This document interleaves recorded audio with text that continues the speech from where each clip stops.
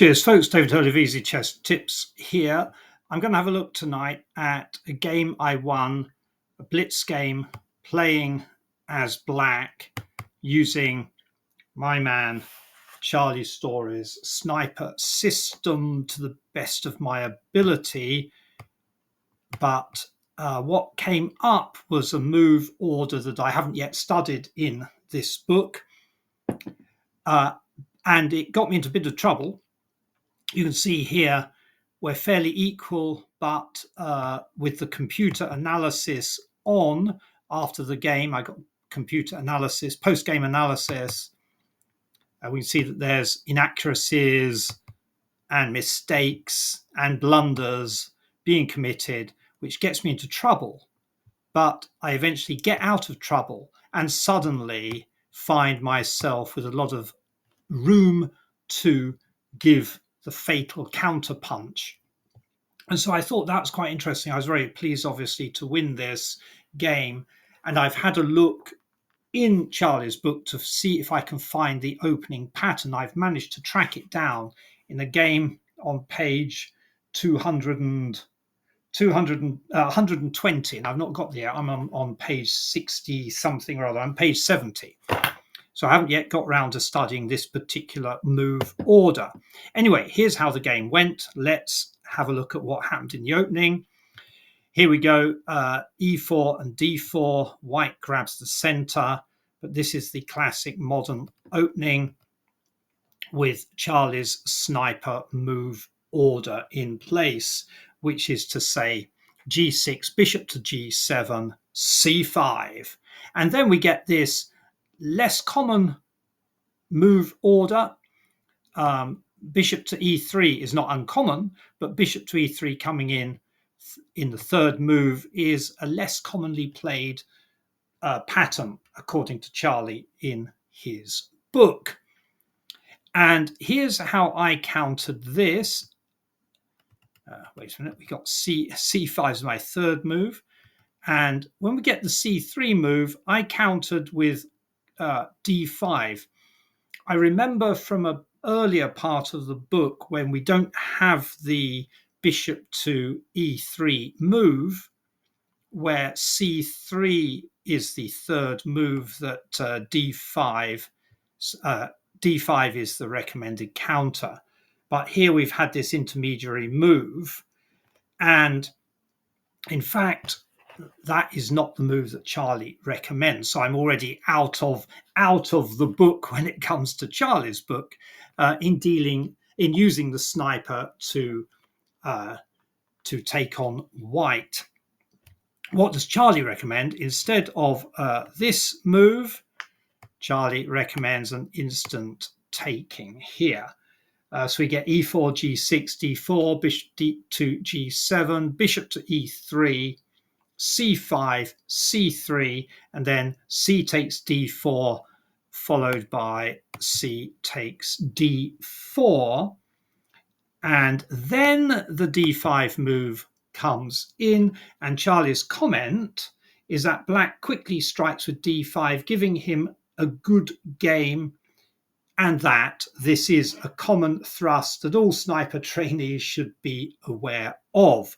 Well, I was aware of this common d5 thrust, but I played it without having first taken the d pawn. So let's go back to the main line and let's have a look at how I played the opening. So here are the first three moves of the sniper. Black has played g6, bishop to g7, and c5. And then we get this c3 move. I play the d5 thrust. And the interesting thing is this d5 thrust is not a bad move. If it were a bad move, then the computer analysis would have told me. But Charlie's preferred move is the quick take. What do we get next? We get a quick check. And I cover with the knight. And computer analysis tells me it's an inaccuracy, and it would have been better to brought my knight to c6. Okay, whatever. we get this, the pawn grab. The pawn grab, so that's a free pawn. Obviously, I can't take my knight because the knight is pinned to the king. So I try to move the bishop away. The bishop moves away, but is still, of course, pinning the knight. And then I decide on something here, which will be considered a blunder, I expect. I'm aware that en passant is now in play, and b5 here is marked as a blunder. So what does the computer recommend instead? Here, it says the best thing to do would be to take the pawn in the center. So I leave this pawn hanging as well. And I went for the b5 move. So this pawn is hanging. Take that, it says. Take that, says the computer analysis. We get the en passant move. I move out my knight, which is merely a mistake. So now I'm 2 pawns down, I believe. If we count the pawns, 3, 4, 5, 6, 1, 2, 3, 4, 5, 6, 7, 8. But in the Benko style opening, black quite often goes 2 pawns down to get action, to become more fluid. Whether that's happening or not in this game, you can decide. So we now get this thrust. I move away with the knight. The queen grabs yet another pawn. So we're really not doing well on the pawn front. And indeed, white has built up quite a nice advantage. I castle. And now the tide begins to turn. This initially looks very dangerous, but I'm willing to take that. It's marked down here actually as a blunder, and that a better move would have been for the queen to grab the rook. Yes, you can see why that is a blunder. The queen could simply have picked up my rook, and then I'm not sure that I could have recovered from that. But that didn't happen, so I was rather fortunate. Let's get back to the main line. We can see now why this move is a blunder, simply because it doesn't take advantage of the on-pre rook. So I take, the queen takes, so now a bishop up. It doesn't look too bad for white at all. Now I'll grab the pawn, a little bit of compensation, and then we get this move, which is the beginning of white's troubles. This move is a blunder, and it would have been much better for white to have moved the bishop back, eyeing this knight's diagonal here. And perhaps we'll see why in a moment. Let's go back to the main line. The problem for white is that the king is exposed in the center. So this move, giving the bishop an extra move, we've had the move to e3. Now we have this move to d4, and there are 2 key pieces that haven't been developed, which leaves both rooks imprisoned. In comparison, although I'm down in material, I have a lot of more active pieces. I've got 3 active pieces plus the queen, and my rooks have open space to get active in. So I begin to take the initiative. I get in that check, which now immediately gives me an advantage. So the game has suddenly turned on this move. He brings his king in to attempt to threaten the knight. But that allows me to pick up a pawn, and the bishop is, of course, pinned to the king. The queen is pinning the bishop to the king, so no problem taking that pawn. He moves his king over, but this is probably a blunder. Is it a blunder? It's merely a mistake.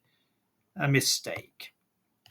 Because now I can grab the bishop. Okay, it looks like an exchange. But we now get the rookie boy in, so my rook is now active. You can see I'm getting more and more pieces active, And white is still horribly underdeveloped, especially now that one of the active bishops has been removed. So he brings a knight into action. The knight, of course, is pinned. And so we can grab that central pawn. The two rooks are supporting each other. The knight attempts to get into action, hopefully from white's perspective, freeing up the rooks to get into action. However, it is a blunder, and we'll see why in a moment. What would have been better? It would have been better for the queen to grab the pawn. This rook is pretty much a goner. So the queen, why should the queen grab the pawn? Perhaps to also get onto this better diagonal, I suspect. Anyway, let's get back to the main line. So I can now bring, now we see exactly why. I bring my queen in to check the king, supported or defended by a knight. By taking the pawn, it prevents that move. So that is exactly why white should have picked up a bit of material and improved his defense of the king. That didn't happen. So we are now putting the king under a lot of pressure. You can see now that this has become a free rook. When I choose to take it, no particular hurry, because we can pick up that knight and the other knight is pinned. That knight is effectively en prise. So he brings back the bishop. Should we grab the rook? No, not yet. Let's have another check. Drive the king down there. Pick up the rook. Now, this is a completely ineffective sally against my knight. In fact, it's a blunder. Didn't bother me at all at the time. Just getting a check. It's covered, pinning that piece. I can now bring out my knight. This is also a blunder. Now, I missed this, but, well, it's actually quite difficult to see. It's checkmate in 8 from this move. And my next move is to free my knight. I didn't see, of course, checkmate in 8. I know I've got a nice advantage. And this move is technically a blunder because I wasn't pursuing checkmate in 8. So this move, bringing my knight closer into the action and away from this little pawn threat here, technically, as far as the computer analysis is concerned, is a blunder because I didn't make the first of the 8 moves on the path to checkmate. However, at this stage, my opponent resigned. So my blunder, I don't think it's such a terrible blunder, my blunder won the game. So let's have a look at this checkmate in 8. Can we get it into action? It's knight takes d1, bishop takes d1. We bring our extra rook into the game. So the bishop is pinned. It's protected by the queen. The bishop is pinned by the queen and now under attack from the rook. And this rook is also preventing the king from escaping towards the center. So white desperately tries to open up some airspace for the king, but it's not going to work. We're going to grab the bishop, sacrifices the queen. The king moves into his air hole, but is driven back, at which point we're going to get, okay, he grabs the knight, doesn't matter. We bring the queen over and get checkmate. So that is how the game went. I was very pleased actually to have survived the early onslaught here and to find a way back into the game with lots of activity. So it's great fun to play a live Blitz game. I think we had 3 minutes each on the clock or something. But also, in this case, I won, but I wanted to check with computer analysis, and it showed me, with the help of Charlie Storey, what I could have done better to improve my play with this sniper opening, this sniper modern opening. Okay, folks, I hope you enjoyed that, and let's keep on improving our chess. Cheers for now. David Hurley of EasyChessTips.com until the next exciting video.